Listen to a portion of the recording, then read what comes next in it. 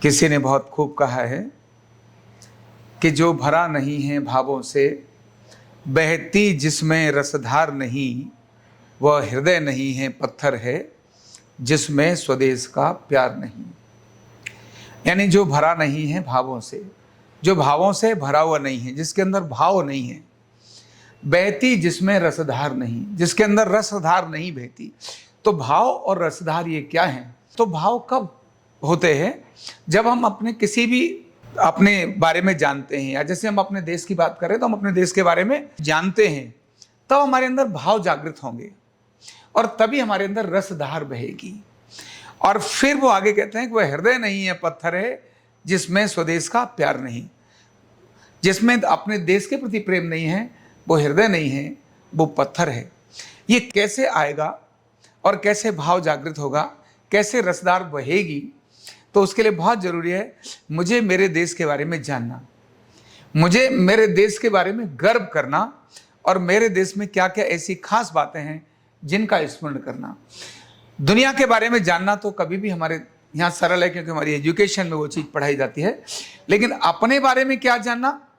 तो जैसे हमारे देश का इतिहास क्या है, कितना श्रेष्ठ इतिहास है, हमारे देश की विरासत क्या है, हमारे देश के महापुरुष क्या हैं, हमारे देश के जो देवी देवता हैं इनका अर्थ क्या है, हमारे देश की संस्कृति क्या है, हमारे देश की परंपराएं क्या हैं, हमारे देश की ऐसी क्या खास बातें जिनको दुनिया बड़े गर्व से, दुनिया बड़े आशा भरी निगाहों से देखती है।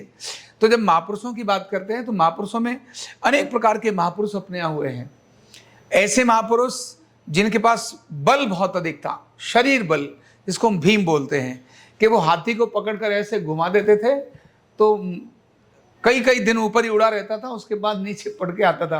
1000 हाथियों का बल जिसके अंदर है, ऐसे भीम की बात बोलते हैं।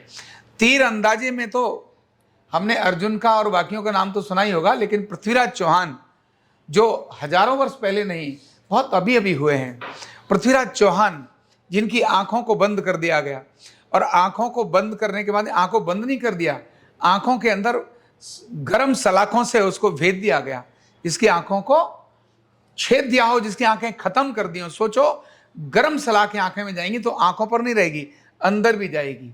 देखना जिससे बंद हो गया हो, वह भी उस मोहम्मद गौरी को जो एक निश्चित ऊंचाई पर बैठ करके और ये देखना चाहता है कि क्या तुम अभी भी तीरंदाज हो, और वहां पर वो कहता है कि ये जो सामने है उस पर अब तुमको निशाना लगाना है।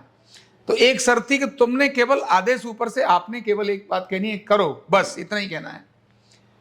और इतना वो बोलने के लिए तैयार नहीं था, इतना छुपा हुआ था। तो चंद्रवरदाई ने उनको आदेश, चंद्रवरदाई ने एक कविता सुनाई, 8 बांस 32 गज अंगुल अष्ट समान, ता ऊपर सुल्तान है मत चूके चौहान।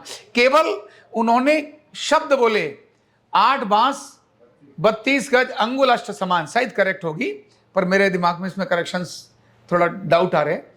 फिर भी उन्होंने जो कविता सुनाई, उस कविता के हिसाब से पृथ्वीराज चौहान ने बाण हाथ में था, केवल इतना ही कहा ही था, एक पल में किया, ठक, उसको संभलने का स्कोप नहीं दिया और मार दिया।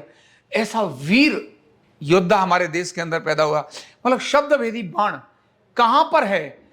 हमने रामायण के समय तो सुना ही है कि दशरथ ने दूर एक नदी के किनारे, उन्हें लगा कि वहां पर कोई पशु, कोई हिरण जल पी रहा है, केवल कानों में आवाज आई और वहीं से बाण को मारा और वो बाण टेढ़ा होकर के उस पर गिरा। कितना अद्भुत ज्ञान विज्ञान हमारे महापुरुषों का है। जब हम अपने देश की संस्कृति की बात करते हैं तो वसुधैव कुटुंबकम, दुनिया हमारा पूरा परिवार है, ऐसी कल्पना दुनिया में किसी ने नहीं की। इसीलिए भारत की सारी जितनी भी रिसर्च हुई मानव कल्याण की हुई है, जबकि पश्चिम की रिसर्च केवल मानव को ध्वस्त करने की हुई है, क्योंकि वो भोगवादी हैं। भारत के अंदर इसी प्रकार से कितना अद्भुत ज्ञान है। जो 7 स्वर हैं इनकी रचना, उस पर अनेक सारे राग रागिनियां, ऐसे राग और रागिनी जिनके गाने के बाद बरसात होने लगती है, जिनके केवल गाने या बजाने से जो दीपक हैं, जिनमें घी पड़ा है और बत्ती है, वो अपने आप जलना शुरू हो जाते हैं। उनके गाने और बजाने से जब वो धुन बजती है तो शरीर में रक्त खोलने लगता है और युद्ध की इच्छा होती है, मारने की इच्छा होती है। और वहीं दूसरा राग बजता है तो शांत होकर के ध्यान में जाने की इच्छा होती है, विरक्ति पैदा हो जाती है। हम जब गुरु के बारे में गीत गाते हैं तो किस प्रकार से अपने अंदर भाव प्रकट होते हैं। कितना अद्भुत ज्ञान विज्ञान भारत का है। 7 स्वर भारत ने दिए दुनिया के अंदर, जीरो से लेकर के अनेक सारे गणित के जो ज्ञान भारत ने दुनिया को दिया, जितनी संख्या ये सारी भारत ने दी। और इतना ही नहीं, भारत का जो प्राकृतिक एरिया है, सारा जो भौगोलिक एरिया है, ये अपने आप में अद्भुत है। ऐसी रंग बिरंगी 6 ऋतुएं दुनिया के अंदर कहीं नहीं आती हैं। किसी भी देश में ऐसा नहीं है जहां -40 डिग्री टेम्परेचर भी हो और +40 डिग्री 50 डिग्री टेम्परेचर भी हो, जहां गर्मी भी कितनी है और सर्दी भी कितनी है। और ऐसा स्थान भी है जहां हमेशा टेम्परेचर वही 18-20 से लेकर के 32 तक रहता है। अगर बंबई के एरिया में चले जाएं तो हमेशा समान रहता है। ऐसा अद्भुत ज्ञान विज्ञान जिसने योग दिया, आयुर्वेद दिया, जिसने शल्य चिकित्सा दुनिया को दी, जो आज सर्जरी करते हैं वो सिर्फ दुनिया के लोग हैं। अब जब पता चल रहा है कि अरे वो तो गड़बड़ वे में जा रहे हैं, तब एलोपैथ को कितनी बुरी तरह से देखते हैं आज नजरिया से। लुटेरा विज्ञान एलोपैथ के बारे में कहना शुरू कर देते हैं। यह तो केवल मतलब जीवन दान देने की जगह मृत्यु दान देता है। जो भी दवाई लोगे उसके कुप्रभाव तो होंगे ही होंगे, अच्छे प्रभाव होंगे नहीं होंगे ये अलग बात है। ऐसा विज्ञान जो वहां से आया, उसकी जगह आयुर्वेद जो कभी कष्ट का कारण नहीं हुआ। ध्यान और साधना के अद्भुत विज्ञान वाले इस देश में न्यूरोथेरेपी भी उसी प्रकार का एक ज्ञान प्रकट हुआ। न्यूरोथेरेपी जो अभी कितना अद्भुत है। हम देखते हैं कितना क्रॉनिक व्यक्ति है, ऐसे लंगड़ा लंगड़ा कर आ रहा है, केवल हमारे सामान्य से थेरेपिस्ट ने उसको छुआ और ठीक करके भेज दिया।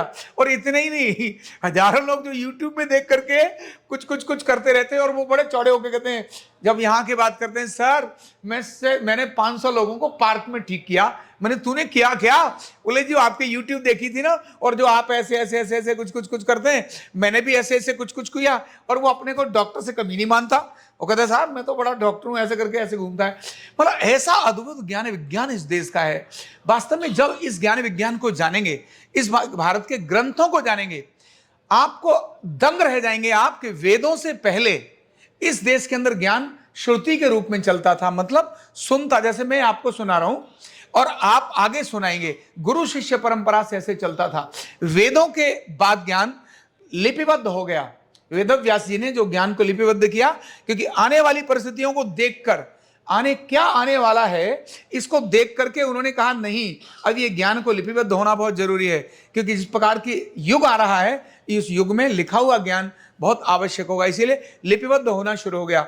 अदरवाइज तो ज्ञान श्रुतम श्रुति से ही चलता था। और कितनी बड़ी ज्योतिष वहां घटना घटने वाली है कि नहीं घटने वाली है, आज की ज्योतिष बता सकती है। मैथमेटिक्स, गणित ये बता सकता है। आप जिस दिन पैदा हुए उस दिन ही वो बता सकता है कि आप इस देश के राजा बनेंगे या सन्यासी बनेंगे।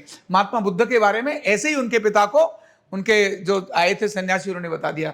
ऐसा अद्भुत ज्ञान विज्ञान ये कैसे चलेगा? जब हम इसके बारे में जानेंगे, जब इसके बारे में सुनेंगे, तब ये श्लोक शुभ होगा। जब हम जानेंगे हमारा देश ऐसा है, तब गर्व होगा, तो भाव अपने आप जागृत होंगे और फिर रसधार बहेगी। रसधार मतलब आप जब भी बात करेंगे, अरे मेरा देश, ऐसे करके बात कर रहे हैं, मेरा भारत, ऐसे बात करेंगे। और फिर जब देश और समाज की बात आएगी, तो उसमें जो लिखा है ना कि जिसमें स्वदेश का प्यार नहीं वो पत्थर है, वो पत्थर रहेगा ही नहीं। वो तभी तक पत्थर है जब तक उसके अंदर भाव नहीं है, और जब भाव आ जाएंगे तब पत्थर रहेगा ही नहीं, प्रेम ही रहेगा। देश के लिए जिएगा भी, और आवश्यकता होने पर देश के लिए बलिदान भी कर देगा। तो मरना नहीं, देश के लिए जीना। और देश के लिए जीना कैसे? तो न्यूरोथेरेपी जैसे विज्ञान को घर घर पहुंचाना, यही देश के लिए जीना है। ऐसा यह जो इनका सुभाषित है, हमको एक ही बात की प्रेरणा देता है, अपने देश के ज्ञान विज्ञान को जाने, और न केवल जाने अपितु सारे देश और समाज के अंदर उस ज्ञान विज्ञान को फैलाएं। और उस ज्ञान विज्ञान में हमारे जिम्मे आया है क्या है? न्यूरोथेरेपी। तो न्यूरोथेरेपी को हमें फैलाना है, यही हमारी देशभक्ति है, यही हमारा देश के लिए जीना है, यही हमारी सुबह से लेकर शाम तक सारे परिश्रम, और यही हमारी साधना, और यही हमारा आत्मोत्कर्ष भी है। बहुत बहुत धन्यवाद। न्यूरोथेरेपी का कंप्लीट कोर्स सीखने के लिए जुड़िए हमारे ऑनलाइन ट्रेनिंग प्रोग्राम से और जानिए करीब 100 बीमारियों का इलाज बिना दवा और बिना मशीन के। इस न्यूरोथेरेपी ऑनलाइन ट्रेनिंग प्रोग्राम से आप घर बैठे बन सकते हैं गवर्नमेंट सर्टिफाइड न्यूरोथेरेपिस्ट।